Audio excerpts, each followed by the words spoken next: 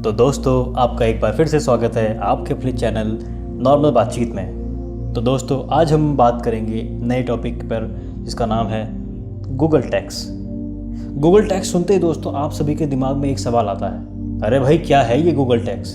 अब क्या गूगल करने पर भी टैक्स देना पड़ेगा? या फिर आप सोच रहे होंगे, अरे यार सरकार ने क्या फिर से एक और टैक्स लागू कर दिया है? तो दोस्तों बिल्कुल सही बात है, सरकार ने एक और टैक्स लागू तो कर दिया है, पर थोड़ा कहानी पेचीदा है। सबसे पहले बात करते हैं दोस्तों, गूगल टैक्स क्या है। दोस्तों गूगल टैक्स कुछ नहीं, इक्वलाइजेशन लेवी है, जो कि 2016-17 के फाइनेंशियल ईयर में भारत सरकार ने प्रस्तुत किया था और 1 जून 2016 से इसको लागू कर दिया गया था। अब ये इक्वलाइजेशन लेवी है क्या बेसिकली? तो आप लोग सब जानते हैं क्या कि डिजिटल कंपनी क्या होती हैं या फिर डिजिटल बिजनेस क्या है? हमारी आज की बातचीत में ये दो शब्द बहुत ही इम्पॉर्टेंट है, जैसे कि डिजिटल कंपनी और डिजिटल बिजनेस। तो सबसे पहले हम बात कर लेते हैं डिजिटल कंपनी क्या है। दोस्तों जो कंपनी सिर्फ इंटरनेट पर ही चलती है उसे हम कहते हैं डिजिटल कंपनी, और उनके द्वारा किया गया बिजनेस कहलाता है डिजिटल बिजनेस। एग्जाम्पल अगर हम बात करें, उदाहरण के तौर पे गूगल, फेसबुक या फिर ट्विटर जो है, ये डिजिटल कंपनी के कैटेगरी में आते हैं। होता यह है कि इंटरनेट को बिजनेस स्पेस बने अब 10 साल हो चुके हैं और भारत में हम अभी भी ट्रेडिशनल टैक्स लॉ फॉलो करते हैं। इंडिया में जो भी कंपनी परमानेंट एस्टैब्लिशमेंट में आती है, कानूनन तौर पे उसी का टैक्स बनता है। और ये कंपनियां जैसे कि गूगल, फेसबुक, इनके इंडिया में ब्रांचेस तो हैं, बट वो इनकी सब्सिडरी कंपनीज़ हैं। पेरेंट कंपनी इनकी विदेश में ही है, यानी कि जो इनका यहाँ पे इस्टेब्लिशमेंट है वो परमानेंट नहीं होता है। इसी वजह से ये टैक्स के दायरे से बाहर हो जाती है। अब जैसे इंडिया की गूगल इंडिया प्राइवेट लिमिटेड है, ये एक सब्सिडरी कंपनी है जिसका बिजनेस का पैसा पेरेंट कंपनी को जाता है। आप लोग जानते हो दोस्तों, ये जो डिजिटल कंपनीज होती हैं, इनका बिजनेस का सबसे मेन स्रोत जो होता है वो ऐड होता है। ऐड से ही इनकी पूरी दुकान चलती है।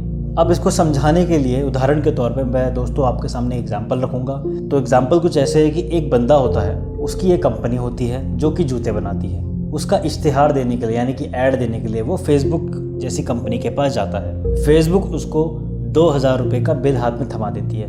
जो पैसा उपभोक्ता ऐड देने का 2000 रुपये फेसबुक को देता है, वो डायरेक्ट फेसबुक के पेरेंट बॉडी में जाता है, यानी कि जो विदेश में सेटल्ड है, और इंडिया के कंपनी के अंदर उसका कोई भी ट्रांजैक्शन नहीं होता। तो इस तरह से उस ऐड के पेमेंट पे भारत सरकार को कोई भी टैक्स नहीं मिलता है, और जिस वजह से भारत सरकार का नुकसान भी काफ़ी होता है, क्योंकि ये डिजिटल कंपनियां सिर्फ और सिर्फ ऐड से ही पैसा कमाती हैं और इंडिया में इनका बहुत बड़ा मार्केट होता है। इसी तरह बहुत सारा टैक्स बचा लिया जाता है इन कंपनी द्वारा।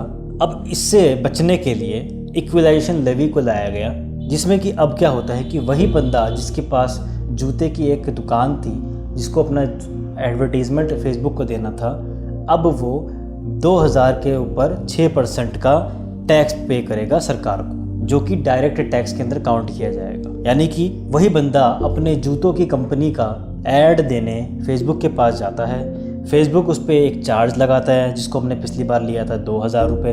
उस 2000 पे 6% अब उस व्यक्ति को देना पड़ेगा ऐड का। तो होगा क्या, अब कुल मिलाकर 6% 2000 का हो गया 120 रुपये। 2000 पे 120 रुपये जोड़ के टोटल बनता है 2120 रुपये।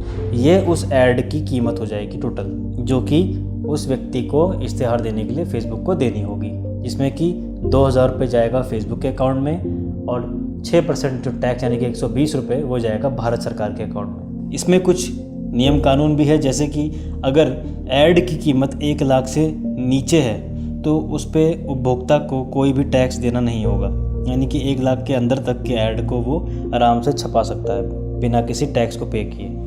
दोस्तों 1 अप्रैल 2020 से B2C यानी बिजनेस टू कस्टमर में कंपनी 2% टैक्स देगी पर बिजनेस पे, यानी कि जो भी लेन देन होगा उस पर 2% टैक्स देगी। मगर साल की कमाई अगर 2 करोड़ से ज़्यादा नहीं है तो कुछ भी टैक्स नहीं लगेगा, यानी कि इनडायरेक्ट टैक्स होगा। अब सवाल ये आता है कि गूगल से जब हम ट्रांजैक्शन करते हैं तो उस पर जो टैक्स लगेगा वो डायरेक्ट टैक्स होगा, जो कि उपभोक्ता देगा जो भी ऐड लेकर आता है। और अगर हम अमेज़न की बात करते हैं तो अमेज़न पे व्यक्ति को इनडायरेक्ट टैक्स देना होगा, यानी कि व्यक्ति 2000 प्लस 120 रुपये जमा करेगा अमेज़ॉन को, और अमेज़ॉन जो है 2000 रखेगी अपने पास और 120 रुपये देगी से भारत सरकार को। फेसबुक के केस में डायरेक्ट टैक्स होगा क्योंकि उसका मार्केट इंडिया में बहुत ज़्यादा है, और अमेज़ॉन के केस में इनडायरेक्ट टैक्स होगा, यानी कि जो उपभोक्ता है वो टोटल अमाउंट पे करेगा अमेज़ॉन को, और अमेज़ॉन अपना प्रॉफिट और टैक्स जो गवर्नमेंट को देगी। अब सवाल उठता है कि फेसबुक पे डायरेक्ट टैक्स लग रहा है और अमेज़ॉन पे इनडायरेक्ट टैक्स लग रहा है, ऐसा क्यों? ऐसा दोस्तों इसलिए क्योंकि एक टर्म होती है सिग्निफिकेंट इकोनॉमिक प्रेजेंस। किसी देश में किसी कंपनी की क्या छवि है, क्या प्रेजेंस है, कितना मार्केट वो कवर करती है, उसके आधार पर उसको डायरेक्ट और इनडायरेक्ट टैक्स के स्लैब में डाल दिया जाता है। तो दोस्तों ये पूरी कहानी है आपकी गूगल टैक्स की। आई होप आपको ये टॉपिक पसंद आया होगा। इसी तरह के इंटरेस्टिंग टॉपिक आपके सामने आते रहेंगे, लेकिन उसके लिए आपको एक छोटा सा काम करना पड़ेगा। इस कंटेंट के लिए आपको हमें देना पड़ेगा लाइक, अच्छा लगा तो दोस्तों के साथ शेयर करना पड़ेगा, और अगर आप इस तरह का कंटेंट और सुनना चाहते हैं तो आप इसको सब्सक्राइब